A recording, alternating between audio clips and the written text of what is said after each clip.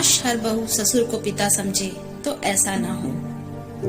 राजू एक बैग लेकर घर के अंदर आया तो पूजा ने अपने पति से पूछा कि यह बैग किसका है।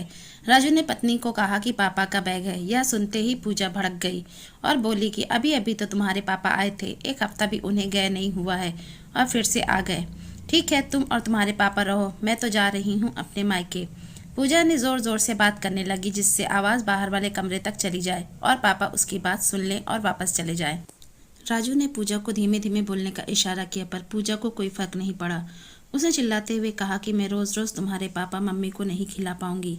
अगर तुमसे मिलने के लिए वो इतना बेकरार रहते हैं तो तुम ही चले जाया करो उनके घर। जब देखो यहाँ मुंह उठाकर क्यों आ जाते हैं। तभी राजू ने कहा कि मेरे पापा नहीं आए हैं, तुम्हारे पापा आए हैं। तुम्हारे भैया ने उन्हें घर से निकाल दिया है।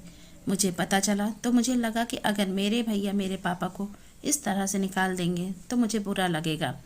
मेरे पापा को भी बहुत दुख होगा कि जिस बच्चे के लिए उन्होंने अपनी सारी खुशियाँ छोड़कर अपने बेटे की खुशी को ही अपनी खुशी माना, आज वो अपने पिता को 2 टाइम का खाना नहीं दे सकता।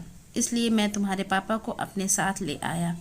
बेचारे वो कहाँ भटकते, उनका तो एक ही लड़का है। यह सुनकर पूजा के होश ही उड़ गए। वह दौड़ते हुए बाहर गई पर अब देर हो चुकी थी। पूजा के पापा ने सब बातें सुन ली थी। उन्हें बहुत दुख हुआ कि बेटी को उन्होंने क्या परवरिश दी थी और वो क्या निकली। बेटा मेरे को घर से निकाल दिया और बेटी अपने ससुर को घर से निकालने में लगी है। उन्होंने राजू के हाथ से अपना बैग ले लिया और घर से जाने लगे। बेटी ने अपने पिता को बहुत रोका पर पिता नहीं रुके। तब पूजा को अपने बर्ताव और सोच पर बहुत शर्म आई। उसे अपनी गलती समझ आ गई। वो जो अपने ससुर के साथ करने की कोशिश कर रही थी, वही कर्म पूजा की भाभी ने पूजा के पापा के साथ कर दिया था। तब पूजा ने कसम खाई कि वह लोगों के इस सोच को बदलेगी और वह हर बेटी को बेटी के साथ साथ अच्छी बहू बनने की प्रेरणा देगी।